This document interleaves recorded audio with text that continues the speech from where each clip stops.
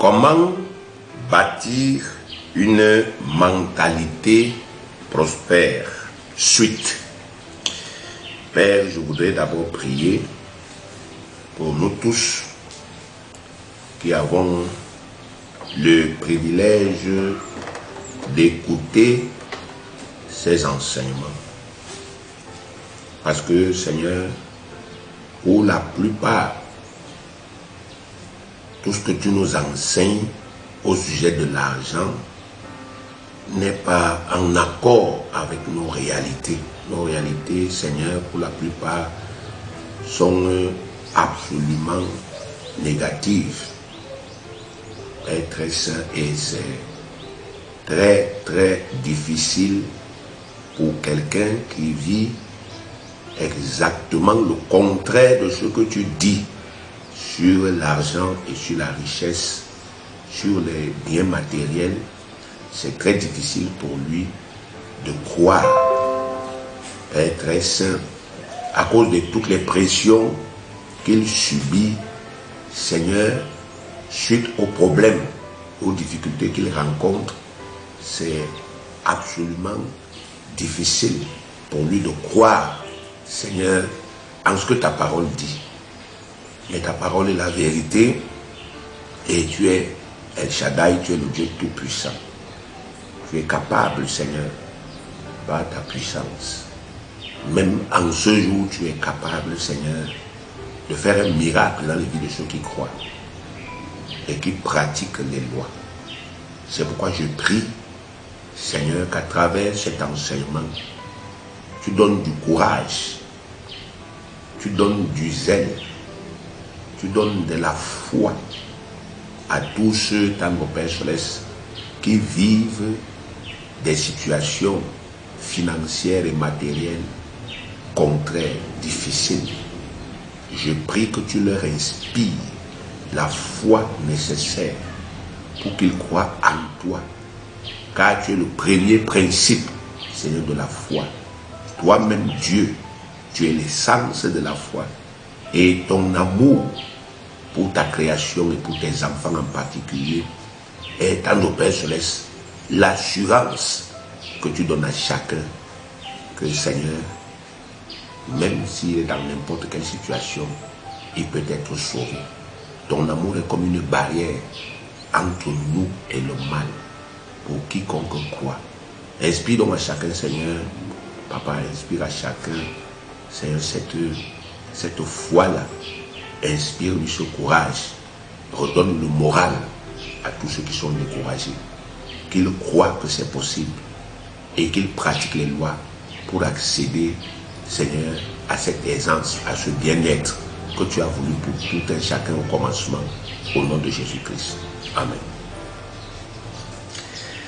Lors de notre précédent enseignement, nous avons vu que pour construire une mentalité qui est prospère, nous devons commencer par construire la fondation. La raison pour laquelle nous nous étendons sur ce travail, c'est parce que Dieu a dit dans Proverbe 23, verset 7, que l'homme est tel que sont les pensées de son âme. Donc l'homme est le reflet des pensées de son âme. Si un homme est triste, c'est à cause des pensées qui sont dans son âme. Lesquelles pensées viennent des choses qu'il vit au quotidien. Et il a encore dit dans 1 Jean dans 3 Jean 2, bien-aimé, je souhaite que tu prospères à tous égards et sois en bonne santé comme prospère l'état de ton âme. Donc, une fois de plus, le Seigneur, n'est-ce pas, effectivement, fait référence à notre prospérité mentale comme étant ce qui détermine la prospérité financière, matérielle, réelle que nous pouvons vivre. Et nous avons dit que pour la plupart des gens, ces principes sont banals. Il y a même des gens qui n'y croient pas parce qu'ils disent que c'est trop simple, c'est trop facile. Mais puisque ce sont des principes non pas établis par une religion quelconque, mais émanant de la parole de Dieu qui est la vérité, alors nous pouvons conclure sans l'ombre d'un doute que Dieu étant le créateur et étant le législateur de sa création, ces principes-là sont de façon, on ne peut plus certain, ces principes-là sont efficaces. Ce sont des principes qui marchent. Donc si nous les respectons, si nous les pratiquons, ça va marcher. Et ce n'est pas facile lorsque nous avons des problèmes, mais c'est possible. Entre être facile et être possible, il y a une grande différence.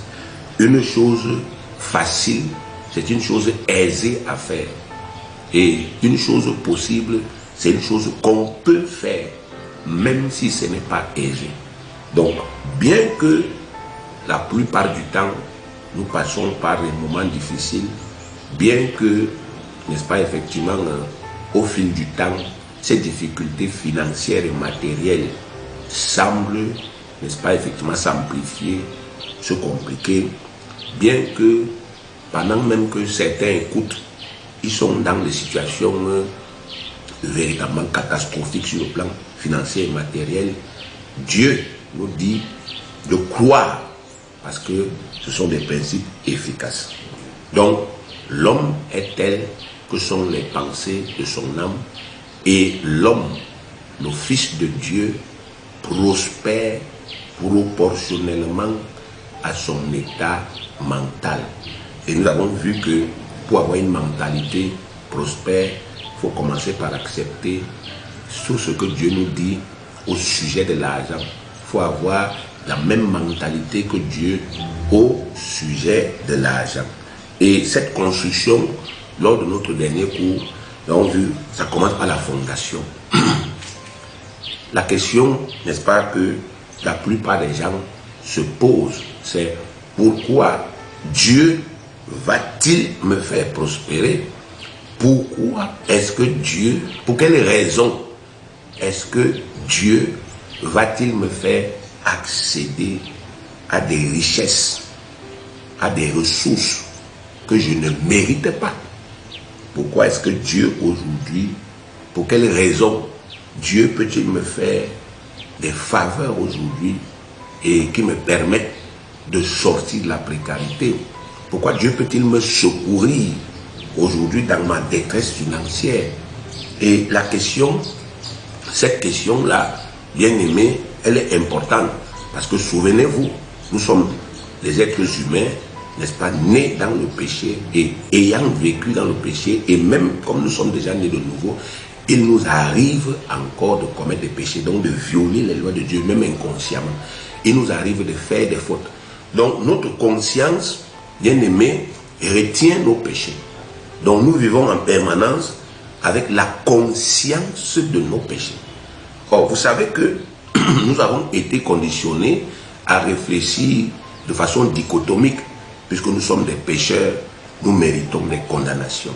Donc la plupart du temps, nous ne nous voyons pas comme des gens qui méritent des bénédictions, qui méritent, n'est-ce pas, effectivement, des faveurs. Nous nous voyons toujours comme des gens qui méritent des punitions, qui méritent des sanctions, qui méritent des condamnations à cause de nos péchés. Ça, c'est notre réalité. Mais Dieu nous a dit dernièrement, dans un verset biblique, 2 Corinthiens chapitre 8 au verset 9, il a dit, car vous connaissez la grâce de notre Seigneur Jésus, qui pour vous s'est fait pauvre, afin que par sa pauvreté, vous fussiez enrichis. Donc, ce verset-là a répondu à toutes ces questions-là. Pourquoi est-ce que Dieu peut-il m'enrichir aujourd'hui, malgré mes péchés, malgré mes fautes, malgré mes erreurs, malgré mes défaillances? Pourquoi est-ce que Dieu peut m'enrichir? Pourquoi c'est possible? Parce que le Christ Jésus, vivant et agissant sur la terre, en tant que mon substitut, a porté la pauvreté que je devrais vivre à cause de mes péchés. Le Christ était le substitut d'Adam. Et nous avons vu que c'est Adam, le premier homme, notre Père, c'est lui, n'est-ce pas, effectivement, qui par son péché, c'est lui qui a compromis notre bien-être financier et matériel. Il a permis que Satan fasse main basse sur tous les biens de la terre, tous les biens que Dieu avait créés pour l'homme. Adam, par son péché, a permis que Satan, le diable, fasse main basse dessus. Et depuis que Satan a fait main basse sur ces biens-là, il est devenu pratiquement impossible pour un homme sur la terre de s'enrichir sans faire allégeance au diable, comme nous l'avons lu dans Luc chapitre 4 du verset 5 au verset 7. Donc la plupart des riches de ce monde qui ne sont pas avec Dieu sont, n'est-ce pas, effectivement avec le diable. Ça peut vous paraître exagéré, mais c'est la réalité. Tous ceux qui ne sont pas avec Dieu, mais qui sont riches et prospères, sont des gens qui ont bénéficié du cautionnement de Satan. Satan les a fait réussir parce que d'une manière directe ou indirecte, Satan les utilise. Il utilise leur richesse. Il utilise cette puissance-là pour servir ses intérêts. Donc, mais Jésus est donc venu afin que l'hégémonie, l'autorité, la domination, le contrôle que Satan exerçait sur, n'est-ce pas, effectivement, les richesses de ce monde, les biens de ce monde, que cela soit brisé. C'est pour cela que, agissant en tant que notre substitut, il devait donc assumer la conséquence du péché de notre Père. Puisqu'il a péché, il devait être pauvre. Il devait mourir dans la pauvreté. Il devait travailler, mais sans jamais être payé à sa juste valeur. Il ne devait jamais avoir les ressources nécessaires pour sa vie. Et il devait mourir dans l'indigence. Donc Jésus est venu assumer donc cette condition du pécheur, afin que, n'est-ce pas, à travers son sacrifice, tous ceux qui croient en lui puissent être rétablis dans cette condition originelle-là, la condition de l'homme originel, qui était que il peut travailler et il peut, n'est-ce pas, effectivement, récolter en abondance. Il peut s'aimer et il les récolte. Il peut, n'est-ce pas, effectivement, investir et ça prospère. Il peut, n'est-ce pas, effectivement, multiplier ses richesses constamment et posséder en abondance.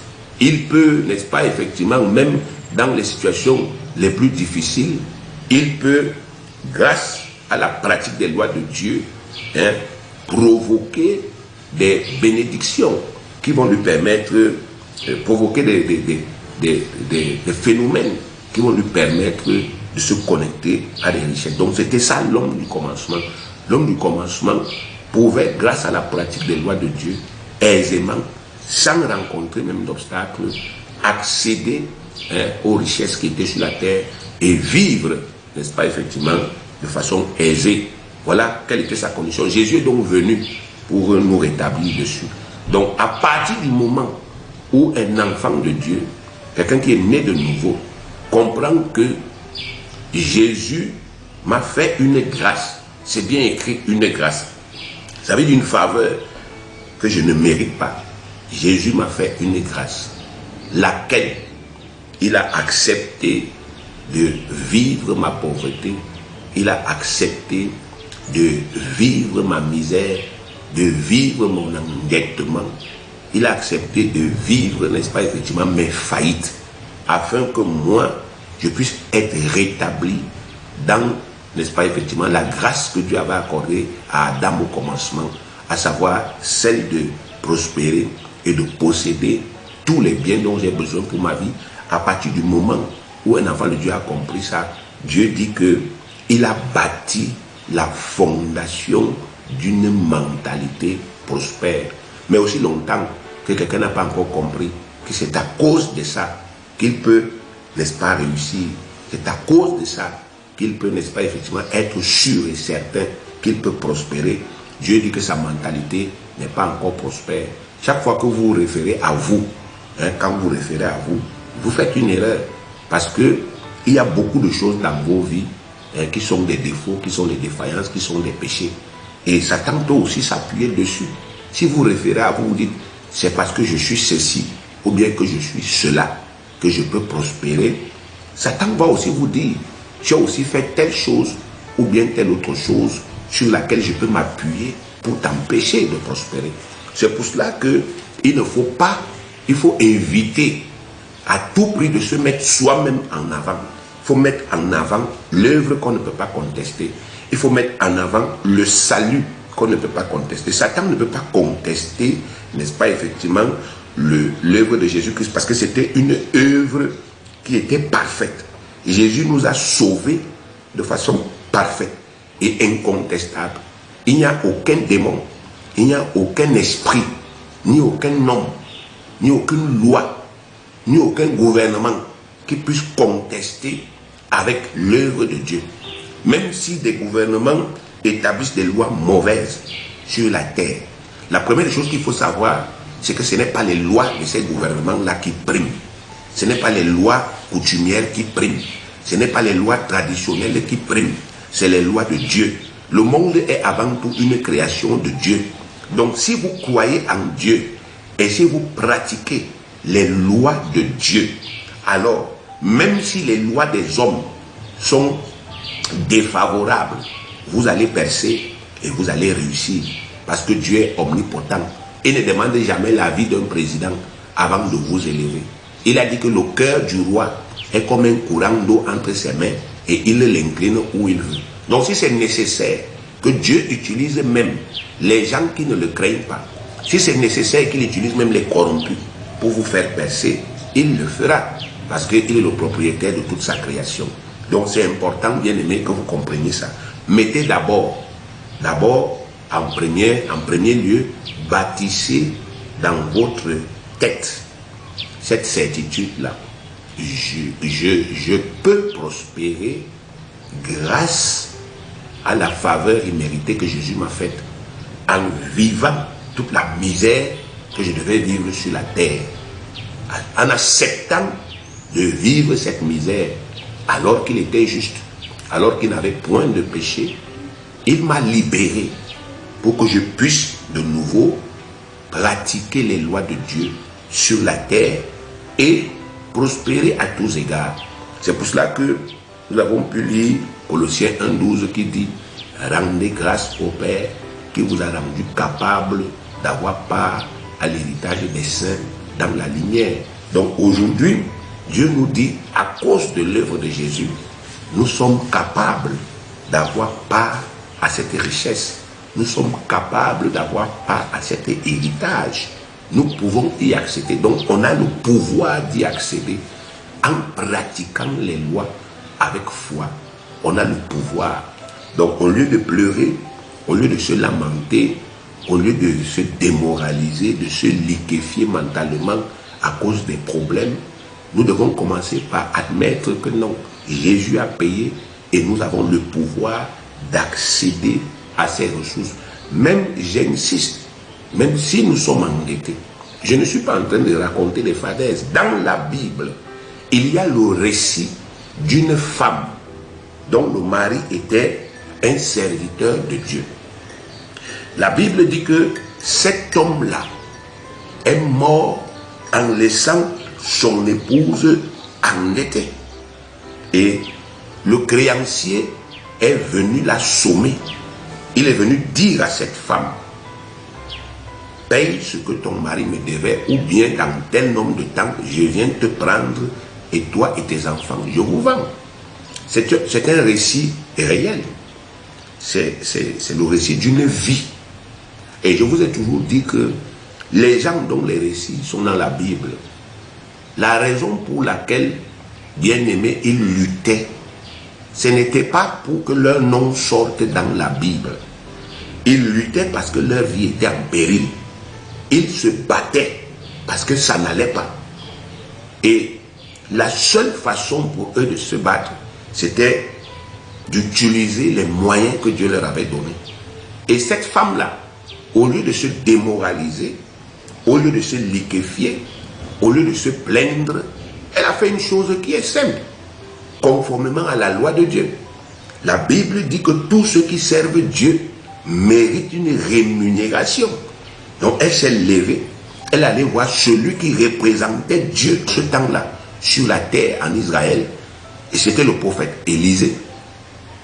Elle lui a dit, mon mari était un fidèle serviteur de Dieu. Il est mort et voici la situation. Il faut que cette dette soit payée.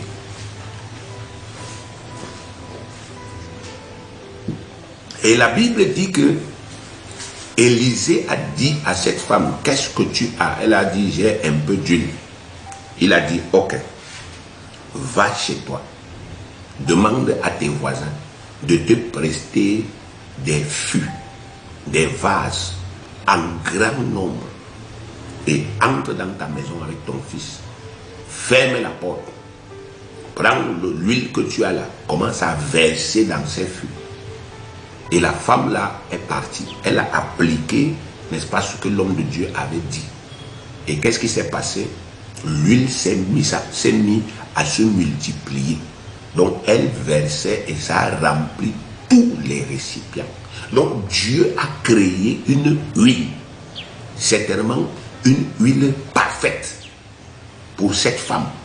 Imaginez-vous, du jour au lendemain, elle s'est retrouvée avec une réserve de plusieurs milliers de litres d'huile.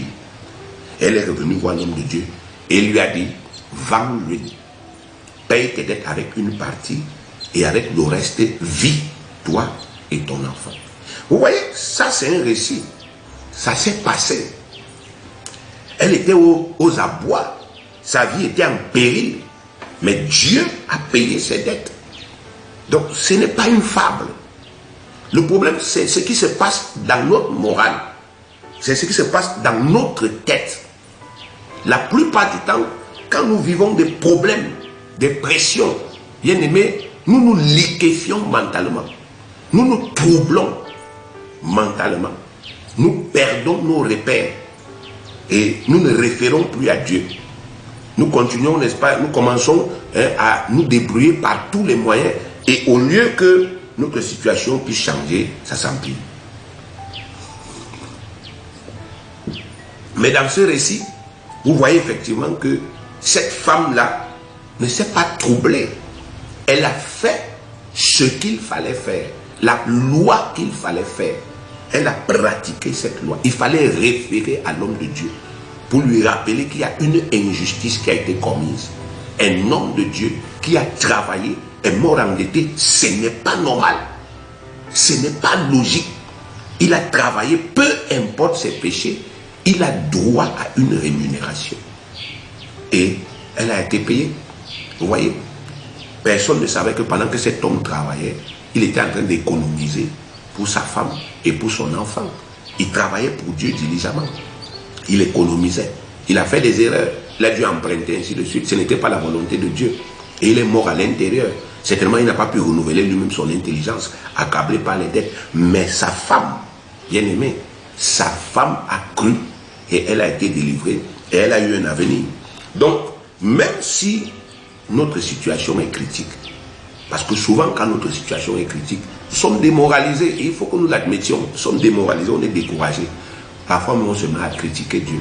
On se met à pécher contre Dieu. On se met à le régner. On se met à le juger. Et on fait, n'est-ce pas, effectivement, nos plus graves erreurs. Souvenez-vous de l'attitude de Job. Souvenez-vous, lisez ce qui s'est passé après qu'il ait eu tous tous ses déboires. La Bible dit que en tout cela, Job ne pécha point contre Dieu. Vous devez savoir que quand l'ennemi là, il commence à vous accabler, il vous accable, il vous accable. Quand il commence, n'est-ce pas, effectivement, à se déployer de toute sa force contre vous, c'est parce qu'il voudrait que vous, hier, qui avez glorifié Dieu, il veut qu'aujourd'hui, vous puissiez le maudire en face. C'est ce qu'il avait dit. Lisez bien le livre de Job. On dit qu'il a dit à Dieu que si tu touches au bien de Job, il va te maudire en face. Donc, c'est une réalité. Vous devez prendre conscience de cela. Quand il nous accable, c'est parce qu'il veut que nous puissions maudire Dieu en face et régner notre foi. Il nous accable de maladie parce qu'il voudrait que nous puissions régner ce que nous avons prôné hier, ce que nous avons vu hier, à savoir la guérison spirituelle. Nous avons cru en cette guérison. Nous avons administré cette guérison. Maintenant, il nous attaque nous-mêmes. Et n'est-ce pas, effectivement, ou bien il attaque nos enfants. Et nous commençons à nous troubler. Et nous nous irritons contre Dieu. Et nous régnons ce que nous avons confessé hier. Voilà, bien aimé, les pièges dans lesquels l'ennemi veut nous faire tomber. N'oubliez pas qui il est. Il est un ange déchu. Il a voulu prendre la place de Dieu. Donc aujourd'hui, puisqu'il ne peut pas être Dieu, ce qu'il s'évertue de faire, c'est de nous retourner constamment contre notre Dieu. C'est sa mission. Et si pour cela, il doit nous affubler de tous les maux, il va le faire. Mais Dieu permet, d'une certaine mesure, pour nous fortifier. Dieu aussi parle à l'adversaire. Il a dit à l'adversaire, as-tu vu mon serviteur Job? Il n'y a personne comme lui sur la terre. Il est intègre et droit, craignant Dieu et se détournant du mal. Donc Dieu aussi lui parle de nous. Il dit, as-tu vu ma fille telle? As-tu vu mon fils tel? Il est intègre et droit, il me craint. Et Satan, n'est-ce pas, effectivement, est jaloux de cet amour que nous portons à Dieu sans le voir, de ce respect, de cette crainte et de cette joie que nous avons en Dieu. Et c'est pourquoi il nous attaque. Ne cherchez pas autre chose. Ne vous culpabilisez pas parce que vous êtes dans des situations difficiles. Non. Dieu dit que le sang de Christ a lavé nos péchés. Donc aux yeux de Dieu, nous sommes justes par la grâce qui nous a été faite. Donc, si Satan vous attaque aujourd'hui, ne vous imaginez pas qu'il y a un péché caché, ainsi de suite. Non, ce n'est pas de ça qu'il s'agit. Ça, c'est là où il veut vous entraîner. Il veut vous maintenir dans la culpabilité. Alors que Jésus, n'est-ce pas, vous a déjà disculpé. Donc vous devez prendre conscience. Ses desseins, c'est toujours vous amener à régner Dieu. Alors vous devez bâtir d'abord cette fondation. Je peux prospérer. Là où je suis là, je ne sais pas comment. Même aujourd'hui, je ne sais pas comment. Mais Dieu, le créateur du ciel et de la terre, il est le même. Il ne change pas. Si je crois encore aujourd'hui, si je m'efforce de dépasser tout ce qui me fait mal, tout ce qui m'afflige, tout ce qui affecte mon cœur, tout ce qui essaye de troubler mon cœur, si je fais des efforts pour dépasser toutes les déceptions, tous les échecs que j'ai connus, pour continuer à croire aujourd'hui et à pratiquer les lois, Dieu va certainement me bénir, va me faire accéder à cette grâce. Pourquoi? Parce que Jésus-Christ a payé pour moi et il m'a rendu capable d'accéder à cette richesse. Ne vous voyez donc plus comme quelqu'un qui est privé de ces choses, mais commencez à vous voir comme quelqu'un à qui Jésus a donné la capacité d'accéder à nouveau à ces biens. C'est pour vous. Les biens là ne sont nulle part. C'est sur cette terre. Ce sont les biens de la terre. C'est pour être utilisés pendant notre séjour terrestre. Ça n'ira pas au ciel, ça n'a rien à faire là-bas.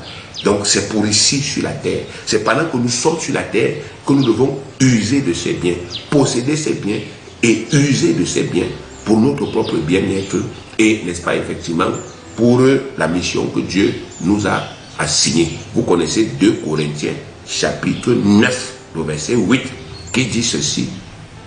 Et Dieu peut vous combler. Et Dieu peut. Il a le pouvoir, même aujourd'hui, il a ce pouvoir de vous combler de toutes sortes de grâces. C'est grâce. Afin que possédant toujours en toutes choses de quoi satisfaire à tous vos besoins il vous reste encore en abondance pour toute bonne œuvre. Il le peut. C'est dans la Bible. Il s'est engagé et il le fera. Donc aujourd'hui, nous allons poursuivre avec ce travail, construire une mentalité prospère. Si vous avez déjà mis la fondation, maintenant, vous devez élever les murs. Après la fondation, vous devez élever les murs. Là encore, vous avez besoin de briques spirituelles qui sont appropriées. Souvenez-vous qu'il s'agit d'une construction dans votre pensée. Donc, il s'agit de construire en vous des vérités spirituelles qui sont contenues dans la parole de Dieu. La seconde vérité spirituelle que vous devez bâtir en vous au sujet de l'argent, c'est le principe du travail. Le principe du travail. Cette richesse à laquelle Dieu vous appelle ne se réalisera pas par génération spontanée dans votre vie. Vous devez accepter sans aucune réserve dans votre cœur la vérité suivante. Je dois travailler pour que la richesse que le Christ Jésus m'a rendue disponible par la grande pauvreté qu'il a vécue devienne une réalité dans ma vie. Je dois travailler. C'est très important, bien aimé, parce que actuellement, il y a un faux évangile de prospérité qui fait croire aux gens qu'ils peuvent seulement prier. Les élèves peuvent seulement prier. Ils ne doivent plus étudier. Et Dieu va faire des miracles. On voit souvent, n'est-ce pas, effectivement, des églises là où on bénit les bics des élèves. Vous imaginez? On bénit le bic. Quelle est la différence entre ce pasteur qui bénit le bic d'un élève et le marabout, n'est-ce pas, effectivement, qui aussi bénit à sa manière le même bic là? Quelle est la différence? C'est du fétichisme. C'est une manière de distordre les raisonnements des gens. Quand quelqu'un pense que c'est parce que mon bic est béni que je vais réussir à un examen, bien aimé, il a déjà un raisonnement tordu. La Bible dit, l'athlète n'est pas couronné s'il n'a pas combattu selon les règles. Donc il y a des règles qu'un athlète doit respecter lorsqu'il participe à une compétition. La Bible dit encore, il faut que le laboureur travaille avant de récolter. Vous voyez, bien aimé. Donc la première chose, la seconde chose que vous devez mettre dans votre tête, c'est que je dois travailler pour que cette richesse-là devienne une réalité. Souvenez-vous de l'exemple d'Isaac que nous avons lu dans le livre de la Genèse. On dit, Isaac sema.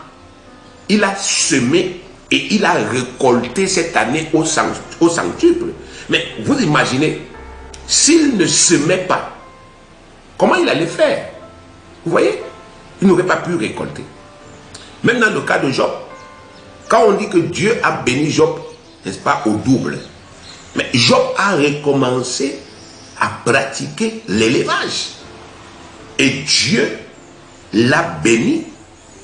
Donc au lieu que, n'est-ce pas, effectivement, une brebis mette bas, ça donne, n'est-ce pas, effectivement, 2 petits, ça donnait 5 ou 6. Voilà comment Dieu a recommencé à bénir Job.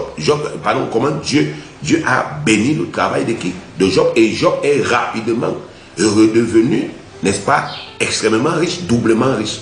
Donc, mettez dans votre tête, je dois travailler. Je dois travailler. Parce que le travail est la loi principale, fondamentale, que Dieu a établie depuis le commencement, pour nous permettre d'accéder. On dit que l'Éternel Dieu prit l'homme et le plaça dans le jardin pour le cultiver et pour le garder. Genèse 2,15. Donc, il y avait déjà des arbres fruitiers de toute espèce. Mais Dieu prit l'homme et le plaça dedans, au milieu des arbres là. Et il lui dit, mange, dors, empifle-toi. Non, il dit, cultive. Pourquoi? Parce que dans la pensée de Dieu, il se projette dans le futur. Avant cela, il a dit, multipliez-vous. Donc Dieu sait que si le jardin est suffisant actuellement pour il est suffisant actuellement pour l'homme et sa femme. Dans un futur très proche, ce jardin ne sera plus suffisant. Donc il faut que l'homme travaille, qu'il multiplie ce que Dieu lui a donné, la semence que Dieu lui a donnée. La parole affirme sans l'ombre d'un doute que Jésus-Christ est venu afin que les brebis aient la vie et qu'elles soient dans l'abondance. Mais d'un autre côté, Dieu a relié cette abondance au travail. Proverbe 14, verset 23. Proverbe 14, verset 23. Tout travail procure l'abondance. Tout travail procure l'abondance. Mais les paroles en l'air ne mènent qu'à la disette. Mais les paroles en l'air ne mènent qu'à la disette. Par conséquent, il est impossible à qui que ce soit d'accéder à cette abondance sans le travail. C'est pourquoi il est plus que primordial que cette grande vérité soit bâtie dans la tête de chacun d'entre nous. Vous ne devez pas croire qu'il y a d'autres moyens en dehors du travail pour apporter cette richesse en manifestation dans votre vie. Cette croyance est satanique et conduit tout droit à la déception et à la pauvreté. Le travail est le seul moyen par lequel Dieu a permis que la richesse que son Christ vous a obtenue par sa pauvreté devienne une réalité dans votre vie. C'est pourquoi l'adversaire fait tous ses efforts pour entretenir la paresse dans les vies des gens. Il connaît parfaitement la valeur du travail et il connaît aussi les effets de la paresse, puisque c'est écrit dans la parole.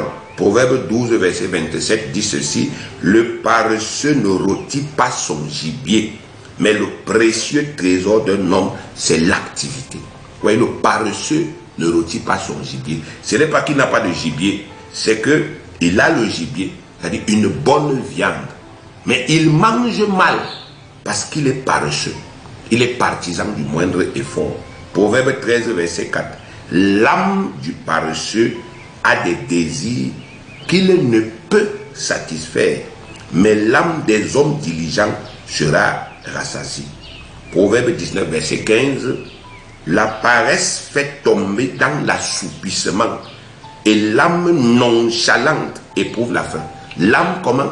Nonchalante. Voyez bien aimé, les gens ont discrédité, n'est-ce pas, l'évangile que nous prêchons à cause justement de la contrefaçon qui existe dans ce monde.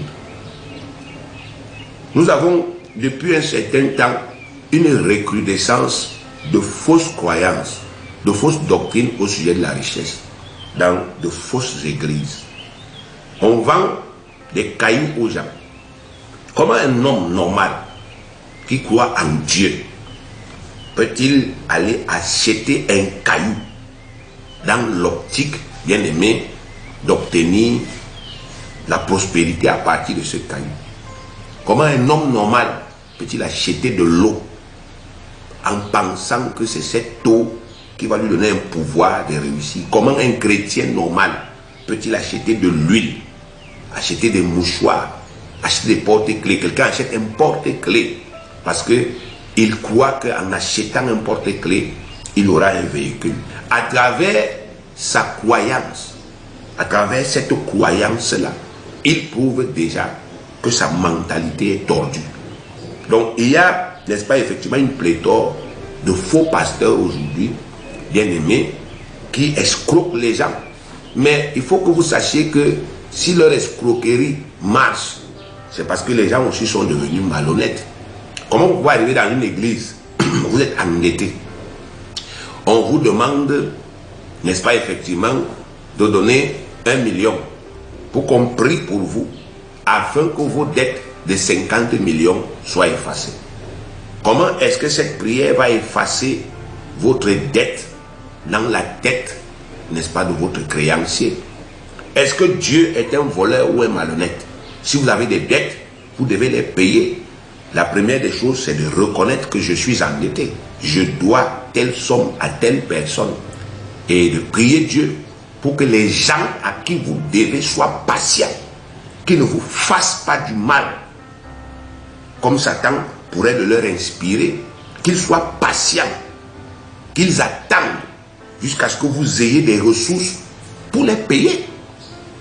Mais vous voyez, aujourd'hui, il y a des églises comme ça, où on dit à quelqu'un que, écoute, tu vas juste venir donner telle somme, et nous, on va prier, et qu'est-ce qui va se passer? Ta dette va disparaître. Et les gens font ça, bien aimé. Pourquoi? Parce qu'effectivement, on a dénaturé leur croyance. Et dans ces églises, bien aimé, il n'y a jamais création des richesses, mais il y a toujours transfert. Vous allez vous rendre compte que le pasteur, le prophète en question, devient de plus en plus riche, tandis que les membres de son église deviennent de plus en plus pauvres et s'enfoncent de plus en plus dans les problèmes. Parfois, ils viennent chez eux dans leur maison, ils prennent tout ce qu'il y a chez eux, ils s'en vont donner parce qu'ils espèrent qu'il y aura un miracle. Cet homme-là, c'est un serviteur de Satan. Il devrait leur dire, il faut commencer par travailler. Il faut commencer par trouver quelque chose à faire. Parce que c'est la première loi de Dieu. Mais au lieu de leur enseigner ça, il leur enseigne que non. Il faut, n'est-ce pas, acheter ce que moi je vous vends. Donc en réalité, lui, il fait un commerce. Et c'est ce commerce qui l'enrichit. Et quand il se présente aux gens, il dit qu'il est prospère. Et les gens, dans leur tête, qui ne réfléchissent plus objectivement, ne comprennent pas que non. C'est le commerce qu'il fait là qui l'enrichit. Ce n'est pas Dieu qui l'enrichit. C'est les choses qu'il vend au nom de Dieu. De l'huile d'olive qui vient, n'est-ce pas, effectivement, de Gethsemane, je ne sais pas, de la terre qu'on a trouvée dans la tombe de Jésus. Des affabulations pareilles. Donc, ces gens-là, un peu comme lorsque le Christ était sur la terre, hein, à cette époque-là, on dit, les hommes de Dieu de l'époque avaient transformé le temple en un grand centre commercial. Comme on voit aujourd'hui, devant les églises, vous voyez, c'est écrit « boutique paroissiale ». Vous entendez? La boutique de la paroisse. Quel commerce une paroisse doit faire? La Bible dit donner gratuitement, vous avez reçu comment? Gratuitement. Et dans ces boutiques-là, on vend tout. Et tout ce qu'on vend là-bas n'a rien à voir avec Jésus. Mais ça a tout à voir avec, n'est-ce pas, effectivement, l'enrichissement de ces faux hommes de Dieu. Donc, il faut que vous compreniez, bien aimés, aujourd'hui, vous devez comprendre que la loi pour accéder à l'argent, c'est d'abord le travail. Il faut travailler. Jésus est venu pour briser l'hégémonie de Satan sur votre travail. Jésus est venu pour briser la puissance de Satan sur votre travail. Que vous soyez un homme de Dieu engagé à plein temps, votre travail comme le mien, c'est d'enseigner, c'est mon travail. Et Jésus est venu pour briser la puissance de Satan sur ce travail, afin que ce travail me rémunère naturellement comme le Seigneur avait voulu, et que je vive, n'est-ce pas, effectivement, dans toute l'aisance nécessaire. Jésus est venu pour briser cette hégémonie-là, satanique, cette malédiction qui disait que vous allez travailler, vous allez souffrir, mais vous n'allez pas récolter. Cette malédiction-là, Jésus l'a brisée. En sorte qu'aujourd'hui, un enfant de Dieu peut travailler et il récolte. Ça, c'est la deuxième chose qu'il faut bâtir dans sa tête. À partir du moment où cette vérité est clairement établie en vous, comme une conviction, vous commencez à aimer le travail. Vous ne le voyez plus comme une souffrance, mais plutôt comme un merveilleux moyen d'enrichissement. Le travail n'est pas une sinécure. Le travail n'est pas une punition. Beaucoup de gens n'aiment pas le travail parce qu'ils n'ont pas été enseignés. Le travail est un moyen.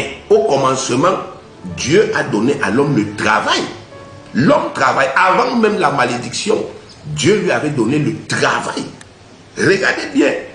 Genèse 2,15. L'homme n'a pas encore péché, mais Dieu lui donne déjà le travail. Il dit, cultive le jardin et fais comment? Et garde-le. C'est un travail. Et il a dit, il n'est pas bon que l'homme soit seul pour faire ce travail. Je lui ferai une aide. Donc il a créé la femme pour aider l'homme dans ce travail. Et avant le péché, l'homme et la femme travaillaient harmonieusement, n'est-ce pas, effectivement, selon les directives que Dieu leur avait données. Et ils étaient prospères. Donc ils étaient épanouis. Donc il est important que vous compreniez ça. Ça, n'est-ce pas, quand vous avez compris ça, Dieu dit que vous avez construit les murs. Et plus, n'est-ce pas, effectivement, vous affermissez cette conviction, Dieu dit que vos murs deviennent comment? Solides. En troisième position, vous devez bâtir le toit. Le toit est la voûte qui couvre la maison. Sans le toit, ce qu'on a construit est exposé aux intempéries et peut subir de très graves dommages. C'est pourquoi notre construction mentale a besoin d'un toit solide et imperméable. Et ce toit n'est rien d'autre que notre grande vérité spirituelle que nous devons bâtir en nous. Proverbe 10, verset 22, c'est la bénédiction de l'Éternel qui enrichit et il ne la fait suivre d'aucun chagrin. C'est la bénédiction de l'Éternel qui enrichit et il ne la fait suivre d'aucun chagrin. Plusieurs personnes croient qu'elles peuvent s'enrichir sans la bénédiction divine. Ces gens ont été enseignés que le travail seul suffit. Et à cause de cette croyance, ils ne font aucun cas des lois spirituelles que Dieu a établies pour apporter la bénédiction.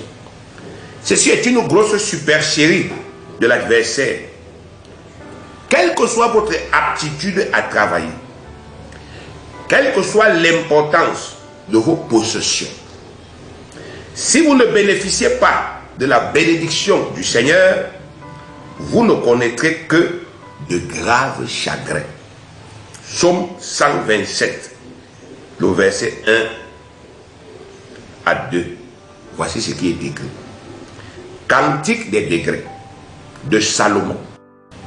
Si l'Éternel ne bâtit la maison, ceux qui la bâtissent travaillent en vain. On dit travail en vain. On peut travailler en vain. Ce n'est pas des affabulations. Je suis persuadé que le monde dans lequel nous vivons a des exemples patents de cette affirmation. Si l'Éternel ne garde la ville, celui qui la garde veille en vain. En vain vous levez-vous matin et vous couchez-vous tard et mangez le pain de douleur. Il donne autant à ses bien-aimés pendant leur sommeil. Donc, Dieu dit ici, vous pouvez travailler en vain. Vous pouvez surveiller en vain. Il y a des riches qui n'ont fait aucun cas de Dieu. Ils étaient dans la sécurité. Et puis un jour, un seul jour, tout, je dis bien tout, a basculé. Une seule mauvaise opération. Une banque qui est tombée comment? En faillite. Et puis, c'était la catastrophe. Donc, c'est important que vous sachiez cela. Les gens vous disent non. Vous travaillez, vous n'avez pas besoin de l'église, vous n'avez pas besoin de la parole de Dieu, vous n'avez pas besoin des lois de Dieu, vous travaillez déjà. Sachez d'abord que c'est Dieu qui vous donne la vie, c'est Dieu qui vous donne la force, Dieu qui vous donne l'intelligence et la capacité de travailler. Donc, les talents que vous possédez viennent de Dieu. Alors, quoi de plus naturel que de référer encore à ce Dieu pour savoir comment il faut capitaliser ses talents et le fruit de son travail. Jean 15, verset 5, Jésus-Christ parle. Je suis le cep, vous êtes les sarments, je suis le tronc, vous êtes les branches. Celui qui demeure en moi et en qui je demeure porte beaucoup de fruits, car sans moi, vous ne pouvez rien faire. C'est clair. Vous pouvez faire n'importe quel investissement avec vos ressources. Mais, de même que le semeur n'a aucun pouvoir sur la graine qu'il plante dans le sol, de même vous aussi, vous n'avez aucun pouvoir sur tout ce que vous investissez. Investir est de votre ressort et de votre compétence. Mais de même que la croissance d'une graine dépend de Dieu, de même aussi la fructification de ce que vous investissez dépend uniquement de Dieu. 1 Chroniques 29, 12 dit ceci. C'est de toi que viennent la richesse et la gloire. C'est clair. C'est de toi, Dieu, que viennent la richesse et la gloire. C'est toi qui domines sur tout. C'est dans ta main que sont la force et la puissance. Et c'est ta main qui a le pouvoir d'agrandir et d'affermir toutes choses. C'est clair. 1 Corinthiens 3, 6. J'ai planté, Apollos a arrosé, mais Dieu a fait croître. Donc les gens qui vous disent, vous pouvez vous passer de Dieu, parce que vous avez déjà un talent, parce que vous connaissez à travailler. Bien aimé, ce sont des gens qui vous exposent à des chagrins. Si vous n'êtes pas couvert par Dieu, peu importe, bien aimé, votre degré d'enrichissement, votre degré de pouvoir, si vous n'êtes pas couvert par Dieu, vous allez péricliter. Ça, c'est ce que vous devez savoir. Par conséquent, si Dieu ne met pas sa main dans votre travail, vous pouvez être sûr et certain que tôt ou tard, l'adversaire le détruira d'une façon ou d'une autre.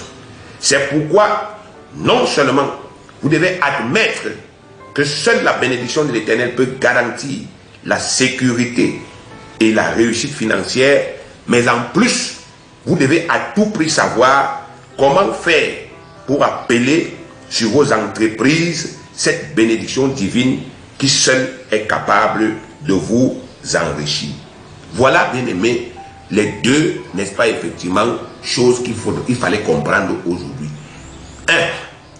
Je dois partir dans ma tête que ce n'est que par le travail que je peux accéder à la richesse. Et deux, je dois construire dans mon cœur, avec la plus grande certitude, que c'est la bénédiction de Dieu qui enrichit. Si Dieu ne bénit pas ce que je fais, si Dieu ne bénit pas ce que j'entreprends, bien aimé, je peux être sûr que j'en ai travaillé en vain. Je peux être sûr, bien aimé, que je suis en train de courir dans le sac, comme on dit généralement. Et beaucoup parmi les chrétiens ont expérimenté cette faillite-là. Et aujourd'hui, si le Seigneur parle, c'est pour, n'est-ce pas, réveiller notre conscience. Le Seigneur ne veut pas que nous travaillions en vain. Le Seigneur ne veut pas que nous investissions pour rien.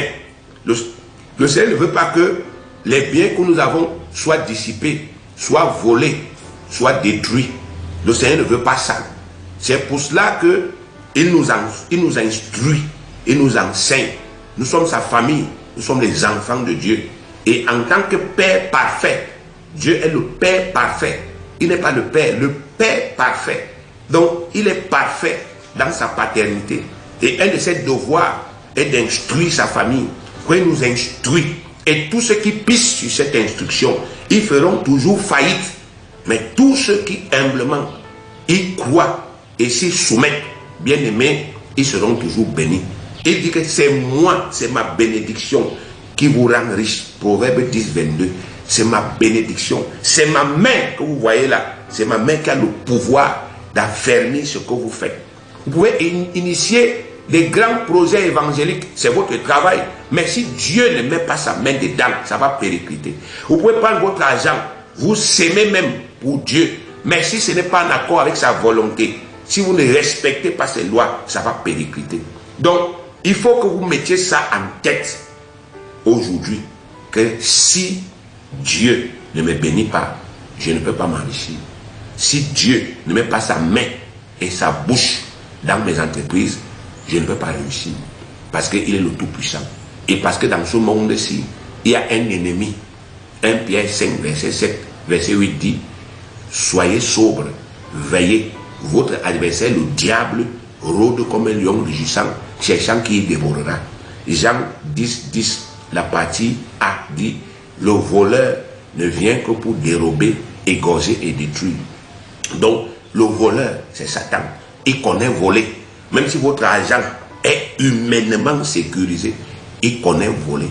Même si vous avez respecté toutes les lois naturelles pour la prospérité, il connaît détruire. Même si vous avez les meilleures protections humaines, il connaît détruire. La seule chose qui ne peut pas transcender, c'est la protection de Dieu et c'est la bénédiction de Dieu. C'est pour cela que, en plus de travailler, un chrétien qui veut accéder à la richesse doit savoir comment appeler sur lui la bénédiction de l'Éternel.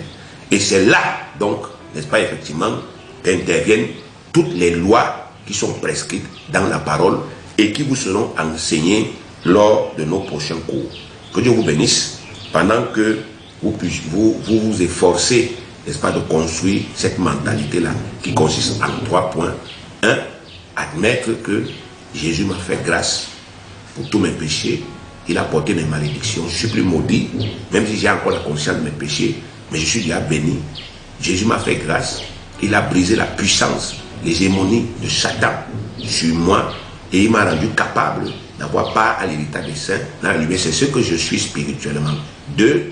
Pour, n'est-ce pas, effectivement, que cette richesse devienne une réalité, je dois travailler. Je dois même aimer le travail. Parce que le travail, c'est la loi que Dieu a établie, le principe que Dieu a établi pour nous permettre d'accéder à des biens, pour nous permettre d'accéder à de l'argent, pour nous permettre d'accéder à des richesses. Je dois travailler. Et n'est-ce pas, effectivement, le principe dans le travail, c'est la discipline. Tu dois travailler de façon disciplinée, en respectant les règles, n'est-ce pas, de ce travail. Parce que vous savez, beaucoup d'enfants de Dieu ont connu des chagrins. Et ils pensent que comme ils sont des enfants de Dieu, ils ne doivent plus respecter les règles propres à leur travail. Et beaucoup sont fait virer comme ça, en croyant, n'est-ce pas, effectivement, qu'ils pouvaient se permettre n'importe quoi. Donc je dois travailler en respectant les règles propres à ce travail. Et toi, je dois bâtir dans ma conscience que c'est Dieu seul qui a la capacité de protéger mon travail, de protéger mes biens, de protéger mes richesses, de protéger mes ressources et, n'est-ce pas, effectivement, de m'affermir. Et par conséquent, je dois m'informer, je dois, n'est-ce pas, effectivement, savoir comment est-ce que je dois faire pour attirer cette bénédiction de Dieu dans ma vie. Que Dieu vous bénisse.